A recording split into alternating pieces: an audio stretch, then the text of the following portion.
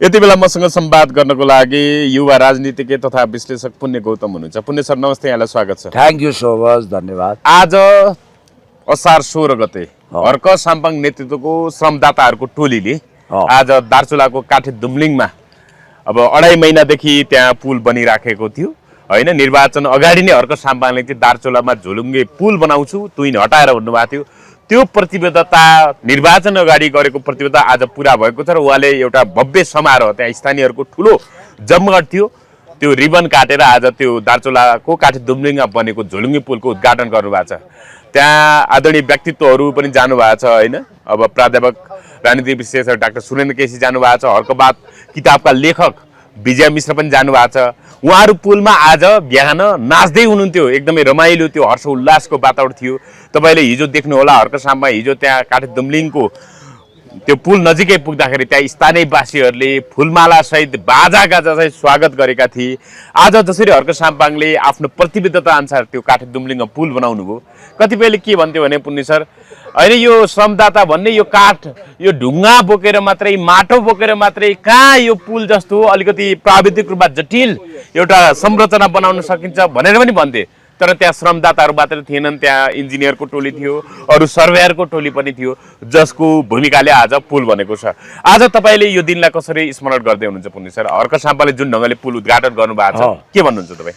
2083 साल असार 16 गते दार्चुलाको इतिहासमा, नेपालको इतिहासमा स्वर्णिम पाना थपियो। एउटा नयाँ अभिलेख र दस्तावेज बन्यो। त्यो दस्तावेज भनेको विकासको र मितेरीको प्रतीक हो। अर्थात् पूर्वमा उदाएको घामले पश्चिममा, सुदूर पश्चिममा नेपालले बिर्सिसकेको, नेपालले भुल्न चाहेको अपहरित एउटा अनकन्टा ठाउँ जस्तो बनाइएको दार्चुलाको व्यास अन्तर्गतको काठे दुम्लिङमा तुइन विस्थापित भएर सुविधा सम्पन्न झोलुङ्गे पुल बन्दा स्वाभाविक हो। सुरेन्द्र केसी सर नाच्नुभयो, अरू हाँस्नुभयो। हर्क साम्पाङको सपनाले साकार रूप पायो। प्रेम सिंह धामी भन्ने एक देशभक्त नेता हुनुहुन्थ्यो, उहाँ दुर्घटनामा बित्नुभयो। उहाँको एउटा अधुरो सपना थियो। उहाँको सपना थियो एक दिन कालापानी लिम्पियाधुरालाई चुच्चे नक्सा बनाएर नेपालभित्रै समेट्नेछौँ। एक दिन त्यहाँ सुविधा सम्पन्न झोलुङ्गे पुल बनाइनेछ, तुइन विस्थापित हुनेछ सबै ठाउँमा भन्ने थियो। आज करिब 55 सालमा उहाँ धरतीबाट बिदा भएर भगवानको प्यारो बन्नुभयो। आज 28 वर्षपछि उहाँको सपनाको वारिसे भएर हर्क साम्पाङले बडो सुमधुर ढङ्गले एउटा के म्यासेज दिनुभयो भने अब दार्चुलालाई नेपालले चिन्नुपर्छ, त्यहाँ विकास हो, त्यहाँ पुल बन्यो। अब होइन टेलिफोन टावरहरू गए, मोटर गए, त्यहाँ अहिले धमाधम नेपाली सेनाले बाटो बनाउँदैछ भन्ने कुरा आयो। दार्चुलालाई एक ढङ्गले केन्द्र सरकारले काठमाडौँले नचिनेको जस्तो देखाएको थियो होइन। तर हर्क साम्पाङ श्रमदाताहरूको टोली त्यहाँ पुगेपछि एकाएक राष्ट्रको ध्यान खिच्यो र अहिले एक ढङ्गले विकास निर्माणले पनि गति लिएको छ।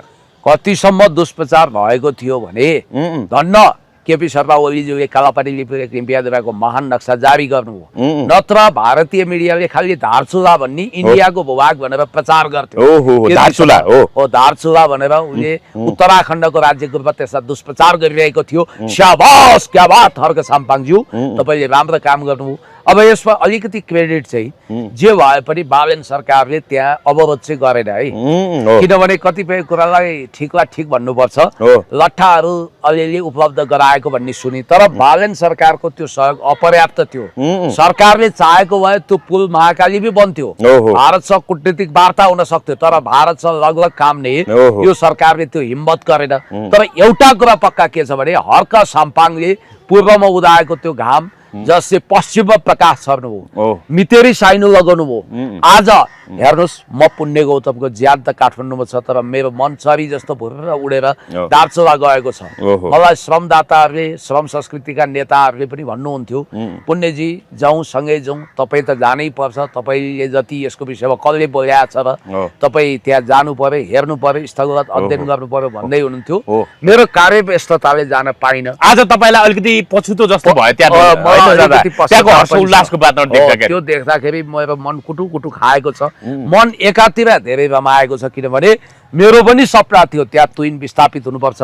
हर्क साम्पाङले जब नेपाल प्रेसको एउटा न्युज पढ्नु हो जहाँ चाहिँ एउटा सानी खैली नानी यो चुनाव अगाडिको कुरा तुइनमा घिस्वी नदी तरिरहेको र तुइनबाट खसेर कैयौँको ज्यान गएको न्युजले उहाँको भावुक कवि हृदय कटक्क काट्यो, मन पिराइयो, उहाँ दुखी हुनुभयो, रुनुभयो। त्यसपछि उहाँले त्यही दिन एउटा वाचा गर्नुभयो, एक दिन म अवश्य पनि देश विदेशबाट सहयोग जुटाएर भने पनि कि म सरकारमा प्रधानमन्त्री हुन्छु, मन्त्री हुन्छु, म त्यहाँ तुइन विस्थापित गरेर सरकारकै खर्चमा झोलुङ्गे पुल हाल्छु, होइन भने पनि म निजी क्षेत्रबाट गैर सरकारी क्षेत्रबाट भने पनि सुविधा सम्पन्न पुल म बनाउँछु, म त्यहाँ तुइन विस्थापित गर्छु दार्चुलामा भन्ने थियो। नभन्दै उहाँले जे भन्नुभयो त्यही पुरा गर्नुभयो। आज त्यस्तो अवस्थामा उहाँको व्यक्तित्वलाई ओझेलमा पार्न होइन, हाम्रो सुनकोशी अनलाइन टिभीको भाइले त हालेकै रहेछ त, फोटो भिडियो जम्मै छ त, हर्क साम्पाङजी नाति भइसक्यो उहाँको होइन, उहाँको छोरीलाई अनावश्यक रूपमा मिडियामा के अरे फोटो प्रचार गर्ने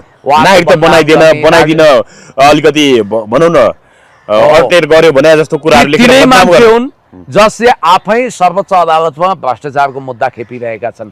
सेतै हिउँझै दारी कपाल फुलेका ती तिनै महानुभाव हुन् जसले हर्क साम्पाङले खाएको ग्रिन टीलाई पनि बियर देख्छन्। अब हेर्नुहोस् यिनीहरूले केसम्म भन्लान्, केसम्म दुष्प्रचार गर्लान्। अहिले त यिनीहरूको ओर्ताउ खङ्ग्रेङै सुक्यो होइन। उनीले के पनि भन्थे भने पुण्यसर जस्तो दार्चुलामा हर्क साम्पाङको टोलीले पुल बनाउँदै गर्दाखेरि त्यहाँ चाहिँ अब त्यो ढुङ्गा बोकेर मात्रै पुल बनाउन सकिँदैन। अब पुलको संरचना भनेको अलिकति जटिल प्राविधिक कार्य हो, खालि ढुङ्गा बोकेर ढुङ्गा थुपाएर मात्रै पुल बन्दैन भनेर पनि भन्थे तिनले। तर त्यहाँ त हर्क साम्पाङको खालि त्यो श्रमदाताहरूको टोली भनेको ढुङ्गा बोक्ने मात्रै टोली थिएन, त्यहाँ प्राविधिकको टोली पनि थियो, इन्जिनियरको टोली थियो होइन, सर्भेयरको टोली थियो, सबै भएर त भन्यो त्यहाँ ढुङ्गा मात्रै थुपारेर पुल त बन्ने होइन होला होइन। बाबा त्यहाँ सबै थियो होइन, नेपालको इन्जिनियर अरू कोही छैन म मात्रै भन्न खोजेको। उहाँ नै पहिलो र अन्तिम इन्जिनियर होइन, फेरि यो भ्रम पनि नबसौँ। उहाँ कर्मचारी हो, इन्जिनियर टेक्नोक्राट्स भन्दा नि ब्युरोक्राट्स। उहाँ सचिव हुनुभयो, रिटायर हुनुभयो। उहाँ चाहिँ पूर्वाग्रही पनि हुनुहुन्छ। हर्क साम्पाङलाई क्युआर देखाउन, उहाँको पार्टीलाई बदनाम गर्न, भ्रष्ट हो भनेर भन्नको लागि उहाँले कन्दनी कसरी राख्नु भएको छ। बालेन्द्र रविहरूको आरती उतार्नु भएको छ, चरण वन्दना गर्नुभएको छ, एकदम बिरदावली गाउनु भएको छ। सायद उहाँलाई यो होला कि अदालतको मुद्दाबाट क्लिन चिट पाएर म पनि राजदूत बन्ने लाइनमा जाउँ भन्ने पनि उहाँलाई होला, लोभ होला, लोभानी पापानी के होला म यो जान्दिनँ। तर एउटा कुरा पक्का के हो भने उहाँको अनुमान फेल खाएको छ। फेरि ल ठिक छ, अहिले त उहाँले सारा सिप प्रविधि लगान मेहनत पसिना सबै खर्चिनुभयो। राज्यले त्यही लट्ठासट्ठा अलि मद्दत गरेर त्यो बाहेक सारा पैसा पाइ पैसा देश विदेशबाट क्युआर नै सही त्यहीबाट आएको पैसाको सदुपयोग भयो। अब भन्नेलाई त के छ र टाङ अडाउनलाई, यो नक्कली माओवादी हर्क साम्पाङ पहिला युद्धकालमा लुटेको थियो भन्न पनि, दुष्प्रचार गर्न पनि भ्याए। अब उहाँ सुम्निमा पारुवाङ बनाउँदाखेरि 5-10 लाख गट्टा पर्ने जग्गालाई पछि 40-50 लाख कट्टा बनाएर प्लटिङ गरेर बेचेर करोडौँ कुम्लाएर विदेशी ब्याङ्कमा पैसा राखे भनेर पनि भने। अब मान्छेलाई शोषण गरे भने के भने सम्पत्ति शुद्धिकरण भनेर कुनै टपोरीले सडकमा गीत गाएर तर आज हर्क साम्पाङले यो प्रमाणित गरिदिनु भयो कि विरोधीहरू सिर्फ स्यालो या मचाउन सक्छन्, विरोधीले सिर्फ हिलो छ्याप्न सक्छन्, काम चाहिँ उहाँले गर्न सक्नुहुन्छ। हिलो बदल चटाई बगुन्द्रेमा बसेर देश जनता विकास समृद्धिको लागि काम गर्ने उहाँले धरानेहरूलाई खानेपानी खुवाउन कृत सङ्कल्पित हुनुहुन्छ। उहाँले स्मार्ट बस पार्क त्यहाँ पुरा भयो, त्यसको विषयमा एकछिनपछि आउँला। 90% श्रेय त उहाँलाई नै जान्छ भनेर त्यहाँ कर्मचारीको प्रमुखले भने अधिकृतले भन्नुभएको छ। नेकपा एमाले पनि उहाँको कामलाई सराहना गरेको छ।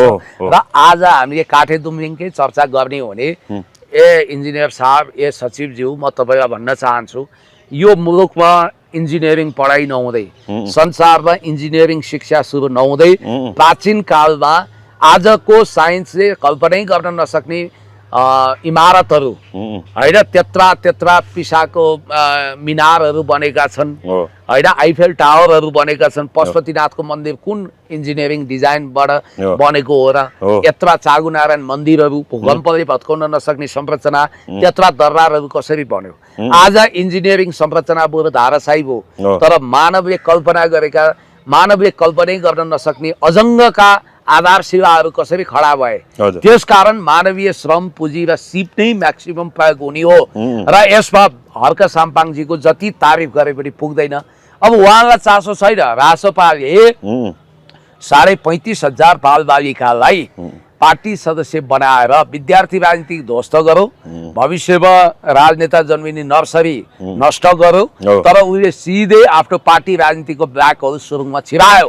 35,500 विद्यार्थी आज कान्तिपुरले पनि लेखेको छ अन्तर्राष्ट्रिय मानवीय कानुन, बालबालिका सम्बन्धी अन्तर्राष्ट्रिय अभिसन्धि, संयुक्त राष्ट्रसङ्घीय बडापत्र, संयुक्त राष्ट्रसङ्घीय नियमहरू, शर्तहरू, अभिसन्धिहरू, नेपालको ऐन कानुनको बरखिलाफ हुन त हेर्नुहोस्। यही काम विपक्षीले गरे अब तिनको दर्ता खारेज हुन्छ। अन्तर्राष्ट्रिय अदालतमा यो मुद्दा पुग्न सक्छ। प्रचण्डमा बाल सैन्य दुरुपयोग भन्दा रवि र बालेनलाई चाहिँ बालबालिकालाई जेनजी मोमेन्टमा लानेदेखि तपाईँको यो पार्टी राजनीतिकमा होल्नेसम्मको त्यो केस लाग्न सक्छ सक्दैन। अहिले त उनी वरिष्ठ नेता पनि छन् क्यारे बालेन्द्र शाह। त्यस कारणले गर्दाखेरि होइन, यिनीहरू विद्यार्थी सङ्गठन चाहिँ खारेज गर्ने जो सचेत युवाहरू, कलेजमा पढ्ने युवाहरू भने त एक ढङ्गको राजनीति सहित होइन के गर्ने के नगर्ने भन्ने कुरा उनीहरूले आफ्नो ढङ्गले निर्धारण गर्न सक्छन् अथवा नियन्त्रण गर्न सक्छन् अथवा तिनीहरूले सोच्न सक्छन्, निर्णय लिन सक्छन्। त्यो ढङ्गको क्षमता विकास भइसकेको हुन्छ। तर राजसभाका 35,000 जो सदस्य छन् ती 18 वर्ष मुनिका बालबालिका भनेको छ, उनीहरूको त झन् खासै त्यो भनौँ न सोच्ने शक्ति पनि परिपक्व भएको हुँदैन। उनीहरू त खास राजनीति रूपमा गतिविधि भन्दा पनि उनीहरू त खास बालबालिका मात्रै हुनुपर्ने सर, हो कि?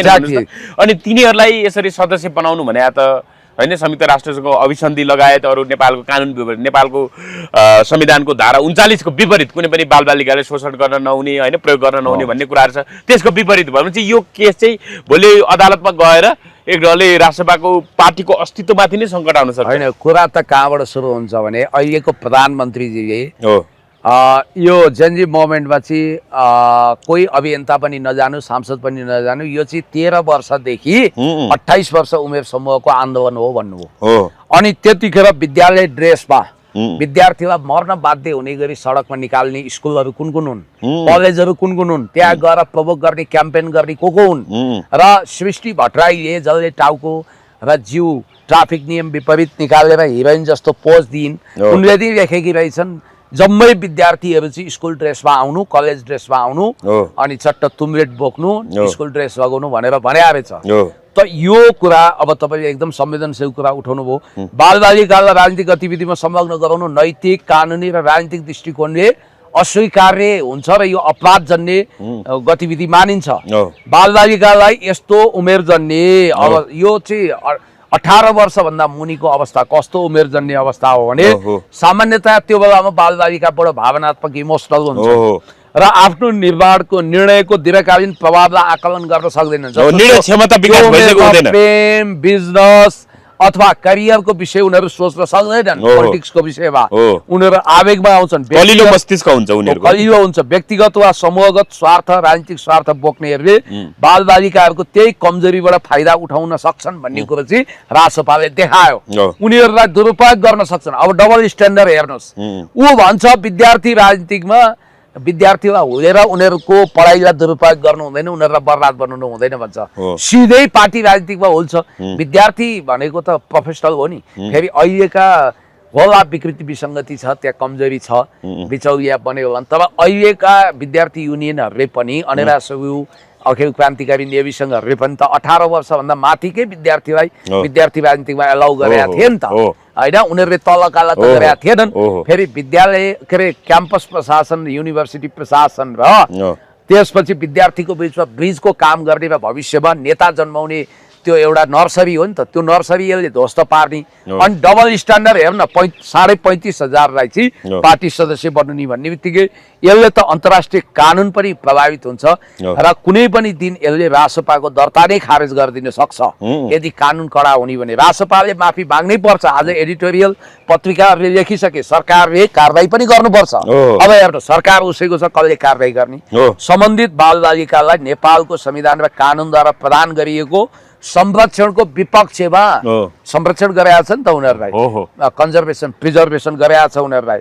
नेपाल पक्षधर रहेको अन्तर्राष्ट्रिय महासन्धि विपरीतको यो कदम पनि हो र यो अनैतिक, चरम अनैतिक र चरम अराजनीतिक कुरा पनि हो र यो गरे बापत राजसभाको जति आलोचना गरे पनि पुग्दैन। अब गृहमन्त्री नाकामा जानुहुन्छ। सुन्नुहोस्, कहाँ जानुहुन्छ? तस्करीको ट्रान्जिट पोइन्ट भएको, जहाँ तस्करहरू बिचौलियाहरूले अरबौंको सेटिङ गर्छन्। त्यहाँ गएपछि त थर्किन्छन् हिन्दी फिल्म शैलीमा, स्टन्ट पनि हुन्छ, हिरो पनि बन्न पाइयो, पैसा पनि मनग्गे उठ्ने कुरा त यस्तो रहेछ। त्यहाँ उठ्तीपुर्ती पनि हुने। प्रहरीको ड्रेस फेर्दाखेरि सुन्नुहोस् है, ड्रेस चेन्ज गर्दा अरबौंको घोटाला हुने रहेछ, अरबौंको। अहिले ड्रेस चेन्जको हल्ला चलिरहेको छ। अहिले पुण्य सर अलिकति एउटा विषय आछ, यो विषयहरू आइसकेको छ। जस्तो अहिले चाहिँ सरकारले 3 अर्बको गाडी किन्दै भन्ने कुरा आछ, जहाँसम्म त्यसमा चाहिँ सेनाको लागि मात्रै 1 अर्बको गाडी भन्ने कुरा आएको छ।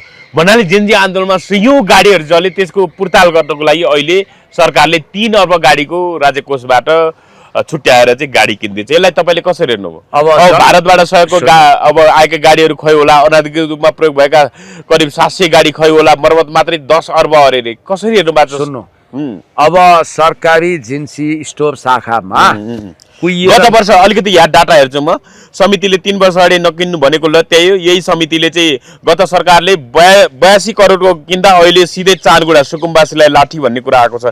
भन्नाले गत वर्ष सरकारले, केपी ओली सरकार हुँदा 82 करोडको गाडी किन्दा एकदमै आलोचना गरे, अहिले त्यसको 4 गुणा 3 अर्बको गाडी किन्दै रे। ल हेर्नु त सरकार फेरि नेपाल सरकारको स्टोरमा जिन्सी शाखामा गाडी पर्याप्त छ, त्यो गाडी नचलाएर कबाडी हालतमा गइसक्यो, ग्यारेजमा थन्किया छ। कति गाडी दुरुपयोग भएको छ, नम्बर प्लेट चेन्ज गरेर पनि यिनीहरूले मोजमस्ती गरिरहेछन्।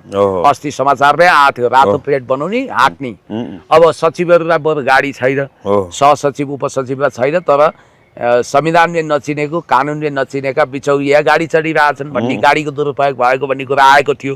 तपाईँलाई अर्को कुरो के भन्छु भने, हाम्रो कर विकासको लागि तिरिएको, खबरदार हाम्रो करको दुरुपयोग गरेर भिआइपी को मोज बस्तीको लागि गाडी नकिन्नुहोस्। अनि सेनालाई फेरि 1 अर्ब किन छुट्याएको गाडीका लागि भन्नु? अब यो हेर्नुहोस्, अब रिजाउन खोज्या होला, सेना रिसाएको होला, उसले रिजाउन खोज्या। अनि अर्को कुरो चाहिँ म तपाईँलाई के भन्छु भने, यो सिमानाको विषयमा सरकारले चालेको यो अत्यन्तै आपत्तिजनक कुरामा चाहिँ सेना रिसाएको भन्ने कुरा आएको थियो, त्यसलाई सन्तुष्ट बनाउन खोजेको होला सेनालाई। अनि अर्को कुरो चाहिँ के छ, तपाईँलाई म के भन्छु भने, याद गर्नु होला, अहिले करोडौं रुपियाँ मासिकमा सयौं सल्लाहकारहरू मन्त्रालयमा खडा गरेर झ्वाम पारिँदैछ, करोडौं मासिक। कसरी व्यवहार वहन गर्नुहुन्छ तपाईँ? जबकि राज्यले खर्च घटाउनु पर्ने आवश्यकता परेकोमा सचिव स्तरको तपाईँको मन्त्रालय नै पछि, एउटा मन्त्रालयमा कम्तीमा 5 जना सल्लाहकार राख्ने गरी राज्य कोषमा ब्रह्मलुट हुँदैछ, हाम्रो करको दुरुपयोग हुँदैछ। अझ अर्को, सुकुम्बासीलाई दिने जग्गा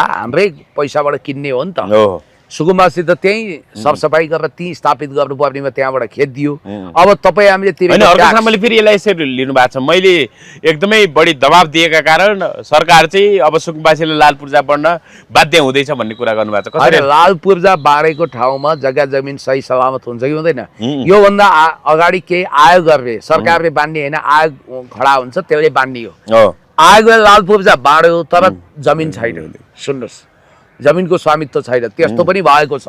यो जनताको आँखामा छारो हाल्ने काम नगरौं, व्यवस्थित तरिकाले। अब यो सरकारले त अझ अदालतको आदेश थिएन भने देशव्यापी 50 लाख सुकुम्बासी खेद्ने रहेछ नि त।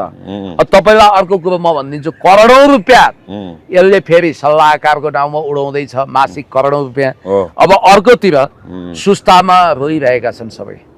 गृहमन्त्री त्यहाँ गएर हाम्रो सीमा मिचियो, हाम्रो भूमि अतिक्रमण भयो किन भन्दैनन्? उनी किन वीरगञ्जको भन्सारतिर जान्छन्? त्यसको रहस्य खुल्दै जाला।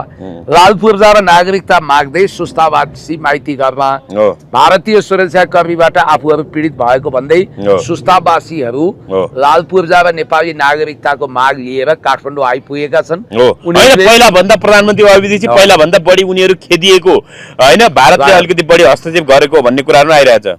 यो त अवश्य हो, उनीहरूको मनोबल बढाइदिनु हो नि प्रधानमन्त्रीले। प्रधानमन्त्रीले अहिलेसम्म पनि नेपालले भारतको सीमा मिचेको होइन भन्नुभएको छैन। यो गलत कुरा मैले बोली आत्मआलोचना गर्छु भनेर सदनमै आउनुपर्छ उहाँ, दायाँ गएर हुँदैन। सदनको रेकर्डबाट हटाउनु पर्छ संसदको, त्यो उहाँले गर्नु नै भएको छैन। उहाँको मतलब त सुस्तामा नेपालले भारतको भूभाग मिच्या भने हो उहाँले, किनभने उहाँले कालापानी र लिपुलेकको मात्रै ठेक्का लिनु हो।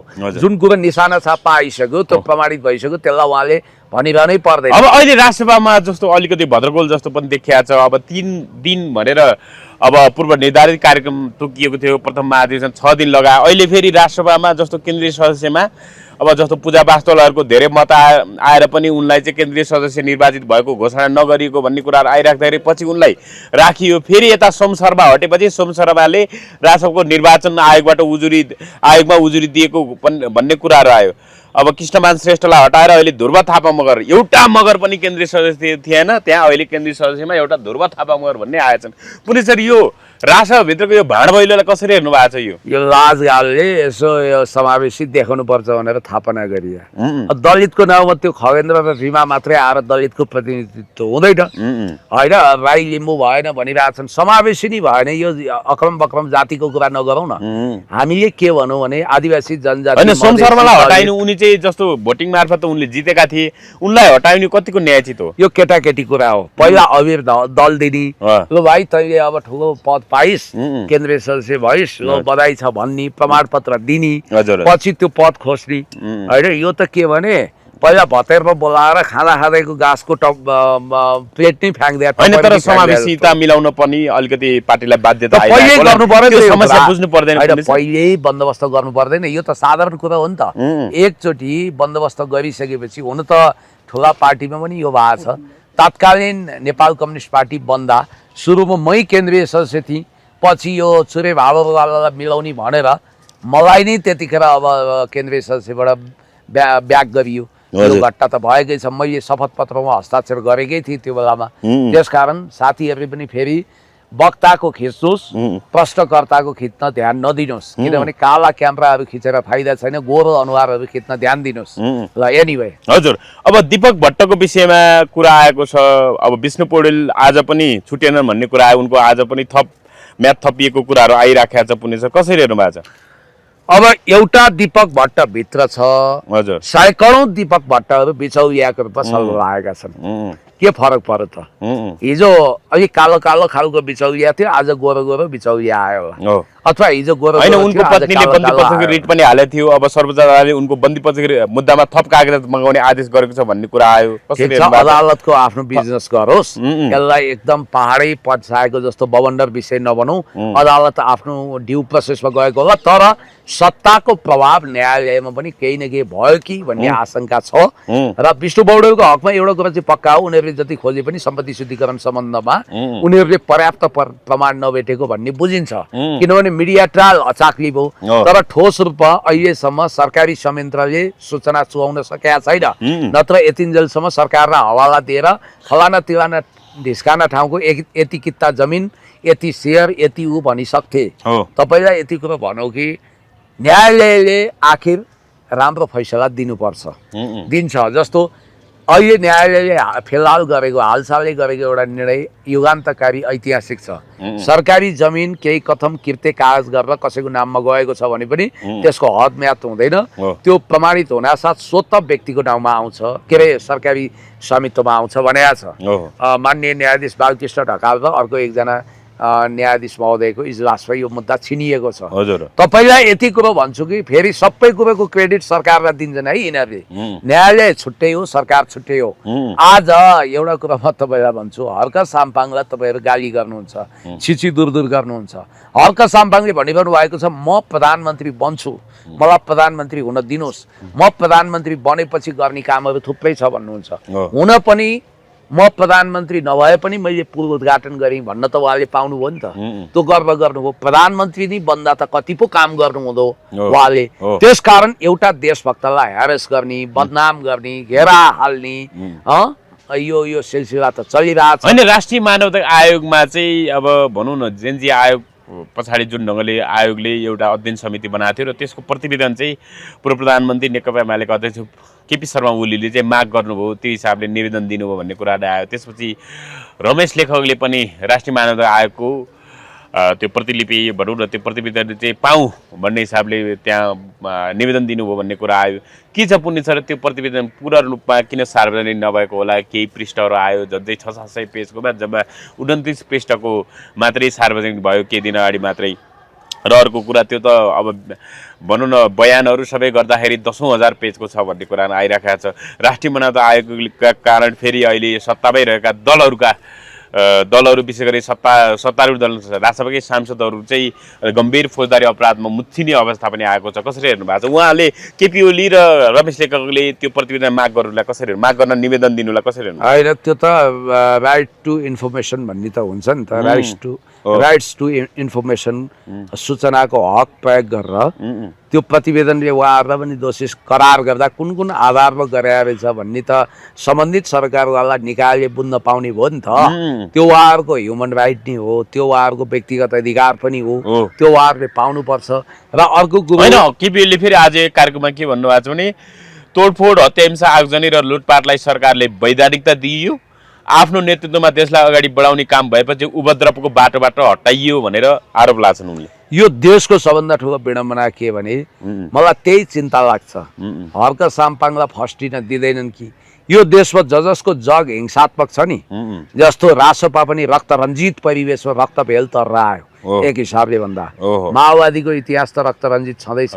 काङ्ग्रेसले 7 सालमा बन्दुक उठाएकै हो भन्नाले प्रमुख पार्टी बन्न के हिंसात्मक पृष्ठभूमि बनाउनु पर्ने? एउटा हर्क साम्पाङको हिंसात्मक पृष्ठभूमि छैन। त्यसकारण उहाँ पछाडि हट्ने अवस्था हो कि उहाँलाई सिद्धाउन खोजिएको हो कि भौतिक रूपमा पनि असुरक्षा छ। जहाँसम्म राष्ट्रिय मानवाधिकार आयोगको प्रतिवेदन छ त्यसले प्रधानमन्त्रीको विषयमा किन मौनता साध्यो? प्रधानमन्त्रीको त्यत्रो स्ट्याटस आएको छ, सिंहदरबार जलाइदिने धमास आएको छ, त्यसमा किन साइलेन्स भयो? हो, अब कतिपय चाहिँ वास्तवमा जेनजी मोमेन्ट भड्काउन खोज्ने, दमन गर्न खोज्ने सबैको त्यसले जायज कुराहरू नि ल्याएको छ। त्यो आधारमा यहाँ नभए पनि अन्तर्राष्ट्रिय रूपमा नेपाल सरकारले आज नभए पनि भोलि कार्यान्वयन गर्छ त्यो प्रतिवेदनलाई।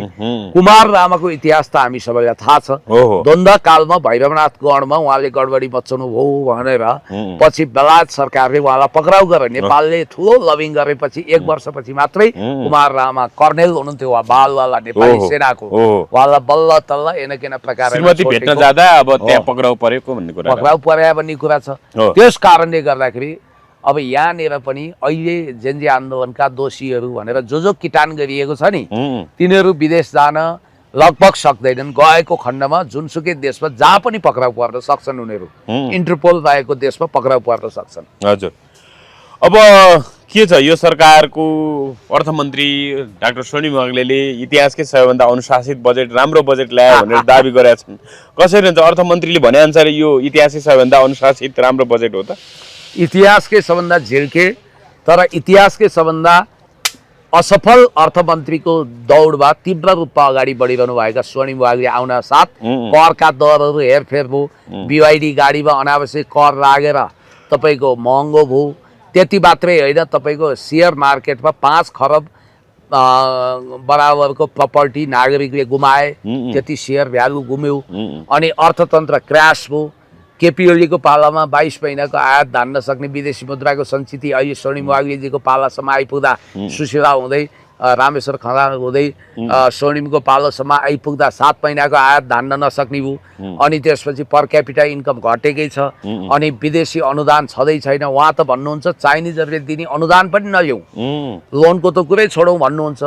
अनि उहाँ चाइनाले जबकि 80% लोनलाई अनुदानमा परिणत गरिदिएको छ, BRI अन्तर्गत 1 सुको लिने सङ्कल्प छैन, अनुदान पनि लिन चाहनुहुन्न। दैलेखको पेट्रोलियम पदार्थको उत्खनन गर्ने काम रोकिएको छ। 60,000 चिया मजदुरले रोजगारी गुमाएका छन्।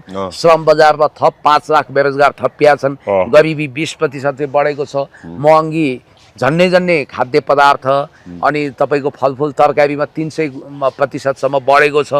अनि रेन्टलको कुरा, घर भाडाको कुराले गर्दा अर्को लफडा र तनाव काठमाडौँभित्र सृजना भएको छ। अब ट्राफिकको सामान्य नियम उल्लङ्घन गरेको हिसाबमा 1 लाख 1.5 लाखसम्म जरिवाना गर्ने घातक निर्णय ल्याइएको छ। त्यसकारण स्वर्णिम वाग्लेजी आफैले पनि विदेशी ऋण लिनु हुँदैन भन्नुहुन्थ्यो। अहिले एसियन डेभलपमेन्ट ब्याङ्क ADB जहाँ उहाँ पहिला त्यहाँको कर्मचारी हुनुहुन्थ्यो, अथवा वर्ल्ड ब्याङ्क अथवा IMFबाट ऋण लिएर घिउ खाने कुरा आइरहेको छ। देश त बर्बाद भइसक्यो। उहाँहरूले जति गीत गाए नि, जति चिल्लो कुरा गरे पनि फाइनान्सियल इन्डिकेटरहरूले यही देखाउँछ कि वित्तीय पुँजीवाद पुरै फस्टाएको छ, दलाल नोकरसाही पुँजीवाद फस्टाएको छ, स्वास्थ्य सेवा बिमा खोसियो, निजीकरण तीव्र भएको छ, करको जताततै आतंक छ, जनताले सेवा सुविधा पाएका छैनन्, सामाजिक सुरक्षा छैन, नीतिहीनताको शिकार राज्य भएको छ, दण्डहीनता भएको छ, आतंक छ। मिडियाहरू पुरै तपाईँको एक हिसाबले भन्नुपर्दा कडाभन्दा कडा नियम ल्याएर मिडियालाई कक्र्याउने कुरा उहाँहरूले सोचिरहनु भएको छ। त्यस कारणले गर्दाखेरि होल नेसन नै फेल्ड स्टेट हुने चरणमा उहाँहरूले धकेल्दै हुनुहुन्छ। यस्तो नहोस्, युगोस्लाभिया जस्तो नहोस्, देश बच्नुपर्छ। कुनै सर्भेन्ट अफ पिपलबाट उदाएको भ्लादिमिर जेलेन्स्की जस्तै शासकले उसको बेवकुफीले गर्दा देशको सिमाना मिचिएको छ। सत्तारूढ दलले 35,500 नाबालक नाबालिकाको भविष्यमाथि बञ्चमा हानेन उसले राजनीतिमा लगाएर। त्यसै गरी होल्डिङ सेन्टरमा युद्धग्रस्त देशबाट, शत्रु देशबाट ल्याइएका युद्ध सरदार जस्ता गरी अमानवीय व्यवहार गरिएको छ। आफ्नै नागरिकहरूलाई किरा परेको खाना दिइएको छ। अब गृहमन्त्रीको अम्लेटमा तपाईँको अम्लेटमा काँडा पर्यो माछाको भन्ने बहानामा करोडौँ लगानीको होटललाई बर्बाद बनाइएको छ। 3 लाख जरिवाना गराइएको छ। अर्थतन्त्र डुबेको छ। उद्योग धन्दा केही छैन। करको कहर छ भन्ने बित्तिकै त खुब बनाउनु हो नि अर्थमन्त्रीले। यस्तो परिवेशमा देश सब बर्बाद छ। हजुर पुण्य सर, अब नेकपा एमालेका अध्यक्ष केपी शर्मा ओलीले चाहिँ आज के भन्नुभएको छ भने सरकारको हस्तक्षेपले एन्फा निलम्बित भयो भन्नुभएको छ। जस्तो अहिले अब महासङ्ग्राम फुटबल चलिराखेको छ, वर्ल्ड कप चलिरहेको छ, विश्वकप फुटबल चलिराखेको छ होइन। अब नकआउट चरणका खेलहरू भइराखेको छ। तपाईँ पनि फुटबल हेर्नुहुन्छ। यता फिफाले भने एन्फालाई अहिले निलम्बन गरेको अवस्था छ। एन्फाको अनियमितताको भ्रष्टाचारको कुराहरू होला अथवा विभिन्न मापदण्ड नपुगेको कुराहरू होला। अब केही दिन अगाडि मात्रै सिआइबीले चाहिँ एन्फाका पूर्व अध्यक्षलाई पक्राउ गरेको थियो। कसरी हेर्नु भएको छ? कर्मा छिरिङ शेर्पालाई पक्राउ गरेको थियो, कसरी हेर्नु भएको छ? नेपालको फुटबल यो ढङ्गले अस्तव्यस्त तहस नहस किन पुग्यो? अहिले अब केपीले भने चाहिँ अहिलेको सरकारले हस्तक्षेप गरेर निलम्बनमा पर्यायो कि पहिलादेखि नै फुटबलमा समस्या थियो? विमल घरती मगर जस्ता राष्ट्रिय स्टार खेलाडीहरू थिए, उनीहरू एकाएक अब म्याच फिक्सिङ के आरोप लगाएर पछि अदालतले सफाइ दियो उनीहरूलाई। वास्तवमा म्याच फिक्सिङ भएकै रहन्छ। जे पाए त्यही आरोप लगाउने, त्यसपछि यो फुटबललाई नै एकदमले तहस नहस बनाउन भित्री खेल्ने केही खेलियो कि कसरी हेर्नु भएको छ यसलाई? कुरोको चुरोमा जानुहोस्। कुनै समय म्याच फिक्सिङ भयो, म्याच फिक्सिङको ग्राउन्ड लाग्यो, त्यो अलि अगाडि हो गणेश थापाहरूको पालामा। गणेश थापा आफैमा भेटरान खेलाडी हुन्, तर पैसाको मोहमा फसे। फिफाको सदस्य हो नेपाल, एन्फा नेपालको संस्था हो, फिफाको मेम्बर हो एन्फा। आज एन्फालाई फिफाले निलम्बन गर्यो। कुनै समय यस्तो थियो कि नेपाल वर्ल्ड कप भिन्न सक्ने आत्मविश्वासमा थियो। साउथ एसियन पावर हाउस थियो। साउथ एसियन मेडल जितेको त हाम्रै आँखाले हेरेका थियौँ। एसियन कपमा पनि प्रतिष्ठित टिमको रूपमा नेपाल दर्ज थियो। आज हेर्दा हेर्दै बरु क्रिकेटमा विकास गर्यो, फुटबल धाराशायी हो। म्याच फिक्सिङको आरोप लगाएर विमल घरती मगर, सागर थापा सबैलाई समाप्त पारियो। नेपालको उर्वर फुटबल खेल समाप्त पारियो। यो कसको इसारामा भन्दा केपी शर्मा ओलीज्यूले ठिकै भने हो। आज एन्फा निलम्बित छ फिफाबाट। हाम्रो अन्तर्राष्ट्रिय यो सरकार बनेको 2-3 महिना भएको छैन, यो सरकारको हस्तक्षेप कारण हो र एन्फा निलम्बित भयो? किन होइन, पूर्व अध्यक्षलाई किन समाइयो? ल त्यो विषयमा छानबिन गरियोस्। कर्मा छिरिङले गरेको अपराधहरू छन्, भ्रष्टाचार छन् भने त्यसमा छानबिन होस्। तर सबैलाई पक्र्नुपर्छ भन्ने त छैन होइन। बाहिरै राखेर पनि मुद्दा अभियोजन गर्न सकिन्छ। दुधको दुध पानीको पानी छुट्याउनुपर्छ। फुटबल क्षेत्रमा करोडौँ डलरको गोलमाल किन भयो खेलकुद क्षेत्रमा भन्नाले सरकारको नीतिहीनता। सरकारलाई मतलबै छैन। अब प्रधानमन्त्री स्ट्याटस देख्छन्, मलाई मन परेको टिम छैन हेर्दिन भन्छन्। ए बाबा, तपाईँलाई मन नपरेको टिम सन्ध्या भाषाको कुरा नगर्नुहोस् न। नेपाल हो कि भारत तपाईँलाई मनपर्ने टिम?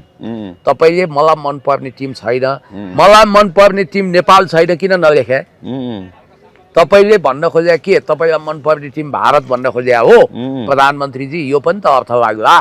त्यसकारण नेपाल अहिले त झन् खेलकुद साहित्य कलामा त झन् निख्रिँदै खडेरी पर्दै गएको छ। नेपालको फुटबल क्षेत्र जो अत्यन्तै उर्वर हुन सक्थ्यो, वर्ल्ड कप पनि खेल्न सक्थ्यो नेपालले। जापानले खेल्दा नेपालले खेल्न सक्दैन?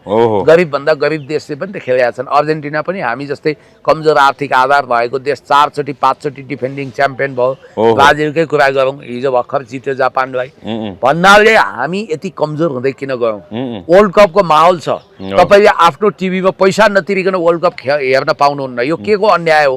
कस्तो अन्याय हो?